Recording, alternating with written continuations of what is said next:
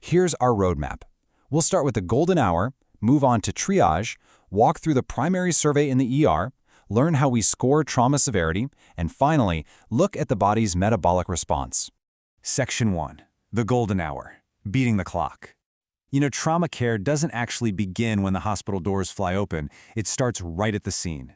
First responders are out there gathering critical intel, using the MIST acronym, the mechanism of injury, injuries found, signs, and treatment given.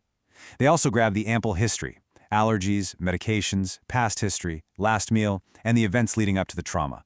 And during transport, stabilizing that cervical spine is absolutely paramount. One of our sources actually shared this wild story from their residency, where they drove past a horrific scooter accident.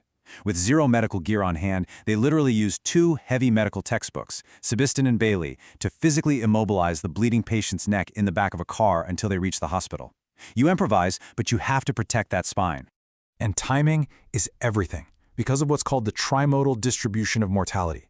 Basically, this maps out exactly what kills a trauma patient and when. That first deadly spike? It happens instantly at impact. Sadly, these are almost always massive, unsurvivable head injuries where medicine can't do much. But look at that second spike. That happens within the first hour. Patients here are dying from blocked airways, tension pneumothorax, or catastrophic bleeding. These deaths are preventable. The third spike then happens days or weeks later in the ICU, usually from delayed infections or organ failure. So clearly, we're in a race against the clock. Winning this golden hour is the fundamental goal of every single trauma protocol we're going to talk about today. If we deliver the right care within this 60-minute window, we can save patients from those second spike airway and circulatory deaths. And kicking all of this off is the Platinum 10 minutes, that ultra-critical window for first responders to arrive, assess, and get the patient moving. Every ticking second literally means life or death. Section 2. Triage, sorting the chaos. Let's see what happens when the medical system is completely overwhelmed by a mass casualty event, and doctors have to make impossible choices. When disaster strikes, you just don't have the staff to treat everyone at once. So we use the international 4-color triage system to sort folks instantly. Green means walking wounded. Minor cuts, give them first aid, and send them home so they don't clog up the ER. Yellow is for medium priority, like a closed femur fracture. They need to be admitted, sure, but surgery can wait. Red is the highest priority. These are your first-hour threats, airway blockages, massive bleeding. They need the trauma team's immediate, undivided attention. Then there's the black category. It's a harsh reality, but focusing on unsalvageable black category patients eats up vital time, which means other salvageable patients will die. Imagine someone with a crushed airway, exposed organs, and zero blood pressure. Our human instinct is to throw every doctor in the room at them. But if 5 surgeons spend 2 hours trying to save 1 black category patient, a dozen red category patients bleeding in the hallway will die waiting. Triage is a brutally difficult, purely logical system designed for one thing: saving the maximum number of lives possible. Section 3.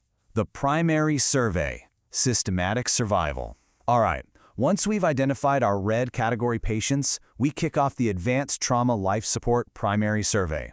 This is where the ER magic happens. But context matters. In a standard civilian hospital, the golden rule is A, B, C, D: airway, breathing, circulation, disability. But what if you're a medic on a battlefield or at a severe industrial accident? You use the CABCD approach. That lowercase c stands for controlling massive exsanguinating hemorrhage first. Think about it. If someone is rapidly bleeding out from a missing limb, securing their airway doesn't mean a thing if they lose all their blood in the process. Stop the massive bleed, then secure the airway.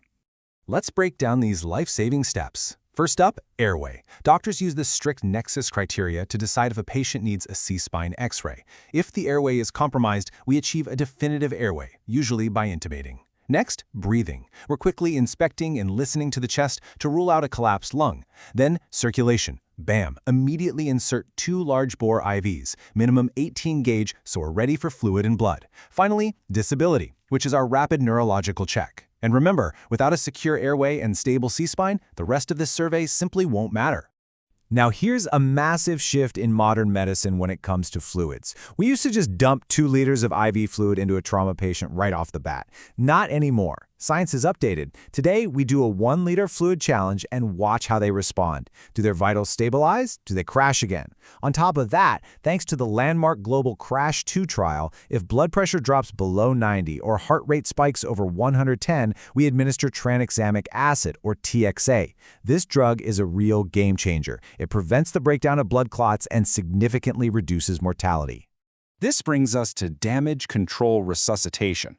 We're talking about cutting-edge tactics to prevent the deadly dilution of clotting factors. It's a huge paradigm shift. First, we use permissive hypotension. If a patient has a fragile clot forming over a torn artery, rapidly pumping fluids will spike their blood pressure and literally blow that clot right off, restarting the bleed. So we allow their blood pressure to stay on the lower side. We also minimize clear IV fluids, opting instead for a strict 1:1:1 ratio of red blood cells, plasma, and platelets. We're also using advanced physical tools, like pelvic binders or even a Reboa balloon, which is snaked up through the artery and inflated inside the aorta to physically block catastrophic abdominal bleeding while keeping the heart and brain supplied. Section 4. Scoring trauma severity. Medicine requires objective data to make incredibly fast decisions. So let's look at how we measure the intangible elements of trauma, like neurological function and limb viability. Enter the Glasgow Coma Scale, or GCS. It's the absolute gold standard for head trauma. You check eye opening out of 4, verbal response out of 5, and motor response out of 6. And here's the golden rule for GCS. You are always scoring the patient's absolute best motor response out of 15. If their right side shows abnormal extension, a terrible sign, but they can move their left hand defensively to localize pain, you score them based on that left hand. Always take the best response.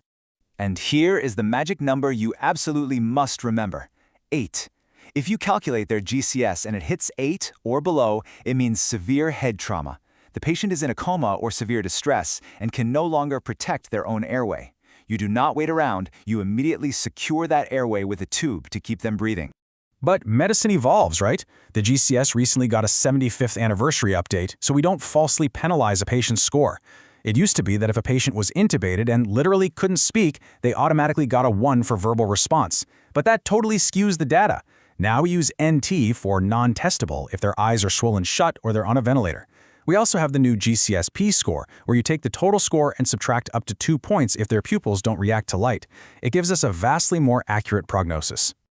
Beyond the brain, we've got a few other critical scores. The ISS looks at anatomical damage, squaring the scores of the 3 most damaged regions. The RTS looks at physiological vitals. And in orthopedics, the MES score is incredibly important.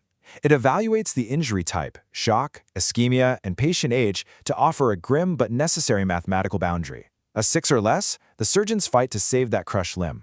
A 7 or higher, they amputate to save the life. Before finishing up the surveys, you have to check the patient's back for hidden injuries using the log roll maneuver. It takes perfect teamwork, 1 person holding the head perfectly still, 3 rolling the body, and maybe a 5th to manage a broken leg. But there is a massive rule here. You never, ever log roll a patient until an X-ray or scan has definitively proven their pelvis is intact. Rolling a shattered pelvis could dislodge a blood clot and cause fatal internal bleeding. Section 5. The body's metabolic response. Because surviving the actual physical impact, that's really only half the battle. Biologically speaking, the body's internal chemistry is about to go to war.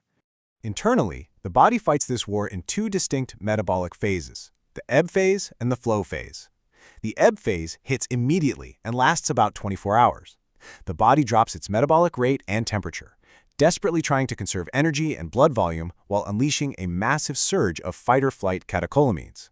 Then, days later, the body flips into the flow phase. This is characterized by intense inflammation, fever, a high metabolic rate, and a negative nitrogen balance, meaning the body is furiously breaking down its own stores to fuel the massive reconstruction effort needed to heal.